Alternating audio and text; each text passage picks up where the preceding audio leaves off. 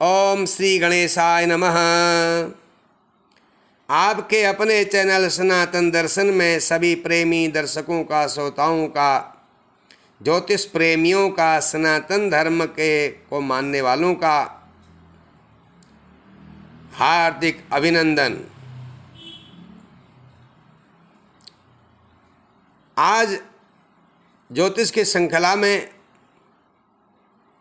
राहु के भाव फल का वर्णन करेंगे। राहु अलग अलग भाव में क्या फल करता है उसकी चर्चा आप सुनेंगे। तो आइए पहले राहु के प्रथम भाव की चर्चा करें, लग्न भाव में। यहाँ पर हमने 1 का अंक लिखा हुआ है, इसका मतलब होता है मेष। आपकी जन्म कुंडली जिसमें आप देखेंगे, अभ्यास करेंगे, उसमें कोई और लग्न भी यहाँ पर हो सकता है। इस जगह पर अगर राहु हो प्रथम भाव में, लग्न भाव में, तो आदमी के जीवन में स्वास्थ्य संबंधी बड़े उतार चढ़ाव देखे जाते हैं। यद्यपि लग्न में राहु होने से आदमी धनवान हो सकता है। अगर मेष, वृष, मिथुन, कर्क, कन्या और मकर का राहु अगर यहाँ हो तो आदमी धनवान होता है, राजयोग होता है। अज वृष मृग कन्ये कर्कटे राहु संस्थे अति विपुल लक्ष्मी राज राजाधिपो वा। तो इसलिए लग्न में अगर वो बलवान राशियों में है राहु, तो उसकी जो राशियां अनुकूल हैं उनमें हो तो आदमी धनवान होता है, राजा होता है, राजा की तरह भी होता है। ये राहु इन राशियों में कहीं पर होने पर भी बलवान होता है। तो लग्न में राहु होने से आदमी शक्तिशाली होता है, किंतु उसके शरीर के ऊपरी हिस्से में कोई न कोई स्वास्थ्य संबंधी परेशानी होती है। ये संक्षेप में लगने के राहु का फल है।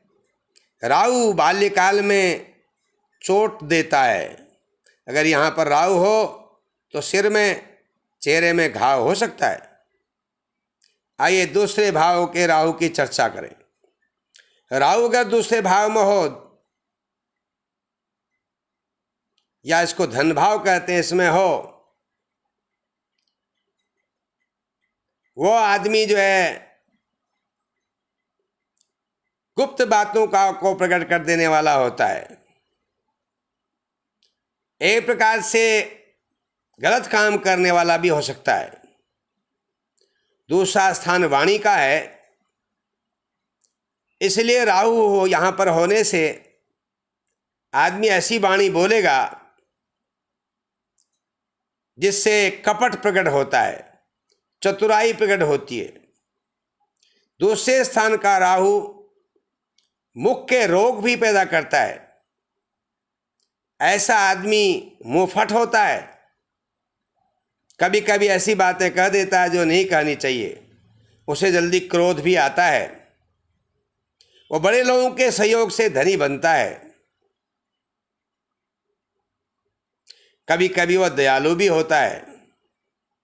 वह लोगों से घृणा भी जल्दी करता है। अब ये राहु तृतीय भाव में हो, तीसरे भाव में हो, तो उसके फल की चर्चा करते हैं।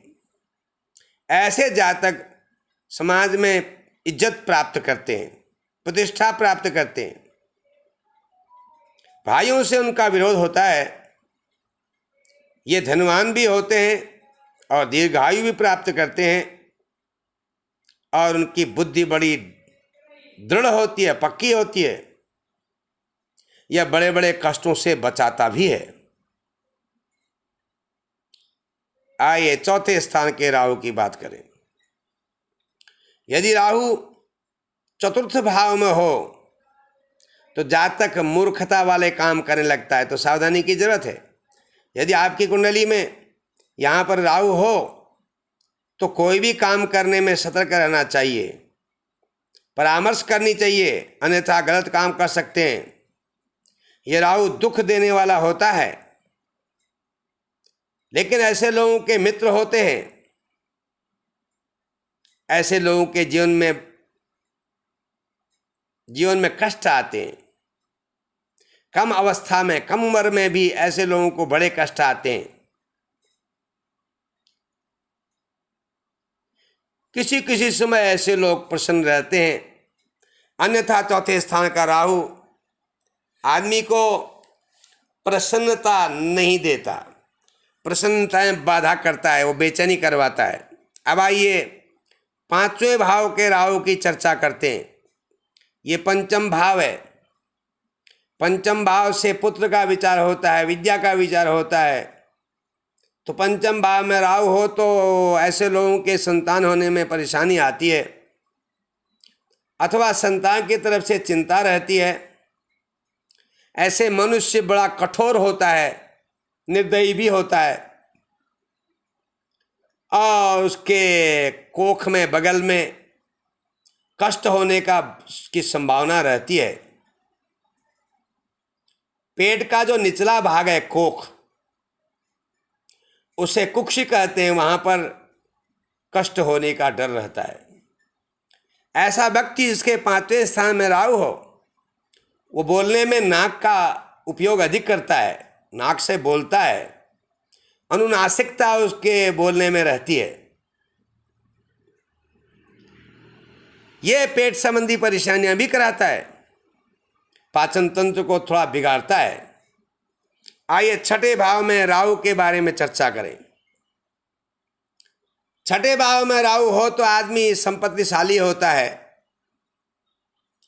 और दीर्घायुष्य प्राप्त करता है, किंतु छठे स्थान का राहु कभी कभी गुदा रोग पैदा करता है, मल द्वार संबंधी रोग पैदा करता है। ऐसा व्यक्ति, यद्यपि शत्रु उसका कुछ नहीं बिगाड़ सकते, फिर भी उसके शत्रु होते हैं। अब आइए सप्तम भाव में राहु का विचार करते हैं। सप्तम भाव में राहु होने से मनुष्य स्वतंत्र विचारों का होता है। यहाँ पर स्त्री का विचार भी करते हैं, व्यापार का भी करते हैं, और उसकी बुद्धि में निर्णय लेने की सामर्थ्य कम होती है। अपने स्त्री के माध्यम से उसका धन बर्बाद होता है, और ऐसे लोगों को स्त्री के जीवन में कष्ट भी आता है। इसके अंदर पुरुषत्व की कमी होती है। पत्नी रहित भी हो सकता है। अब आइए अष्टम राहु के बारे में चर्चा करते हैं।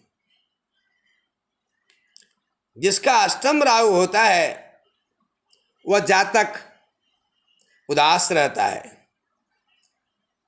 थका रहता है, उसे वात रोग जल्दी पीड़ित करते हैं, संतान की तरफ से चिंता रहती है,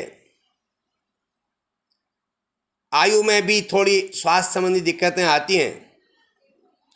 ऐसा मनुष्य निकृष्ट कर्म कर देता है बहुत बार। अष्टम राहु हो तो विचार विमर्श से काम करना उचित रहता है।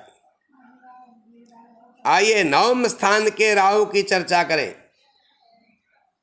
यदि नवम स्थान में राहु हो तो जातक बहुत बार ऐसी बातें कह देता है जो लोगों को प्रतिकूल लगती है, और उसके जीवन में पुण्य में बाधा रहती है, धर्म कार्य में उसके जीवन में स्थिरता नहीं रहती, भगवान के पूजा पाठ भजन में उसका मन नहीं लगता,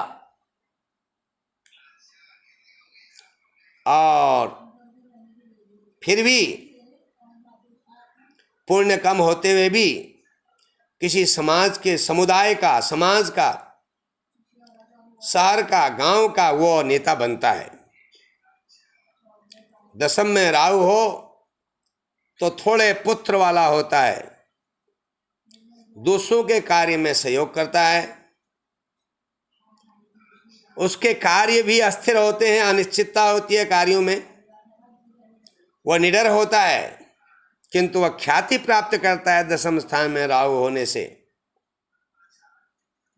एकादश स्थान में अगर राहु हो तो मनुष्य लक्ष्मीवान होता है और दीर्घायु प्राप्त करता है। उसके पुत्र कम होते हैं, और उसके कानों में कोई रोग होता है, उसके जीवन में अनेकों यात्राओं का योग होता है। अगर यहाँ 12वें स्थान पर राहु हो, व्यय स्थान पर राहु हो, तो इसका निकृष्ट फल है। ऐसे व्यक्ति जिनके 12वें स्थान में राहु होता है, वह जल संबंधी रोग से पीड़ित रहते हैं। उनके जीवन में अत्यधिक खर्च होता है। ऐसे लोग छिपकर पाप करते हैं। उन्हें नेत्र रोग भी होता है। उन्हें नींद में भी व्यवधान रहता है। बार बार राहु कमर दर्द कराता है और त्वचा के रोग भी कराता है। जिनका बार बार राहु हो, उनको अपने स्वास्थ्य का विशेष ध्यान देना चाहिए। विशेष तौर से कमर के दर्द की परेशानी होने पर उन्हें सजग रहना चाहिए, वजन उठाने आदि में। ये जो फलादेश हमने आपको सुनाया, कहने का प्रयास किया, ये संक्षेप में आपने सुना, लेकिन ये बातें सारी पूरी ज्योतिष नहीं है। अब ये मत समझ लेना कि ये बातें पक्की हो गई हैं। ये तो दिग्दर्शन मात्र है। इनके अभ्यास से आगे आपको ज्योतिष को समझने में सुविधा होगी। जो ज्योतिष के विद्यार्थी हैं वह इसको समझ लें तो बाद में समझने में उसमें सुविधा होगी। ये फल होता है, लेकिन कभी कभी इस फल में कमी भी आती है और अधिक भी हो सकता है, जो 12 भावों का फल आपने सुना। अतः इसके साथ साथ आगे भी ज्योतिष के अध्ययन की आवश्यकता है। आपने अभी तक के जो वीडियो थे उनको बड़े प्रेम से सुना और आशा है आप इसे भी प्रसन्नता से स्वीकार करेंगे, जिससे अगले वीडियो बनाने में उत्साह बना रहे। हर हर महादेव।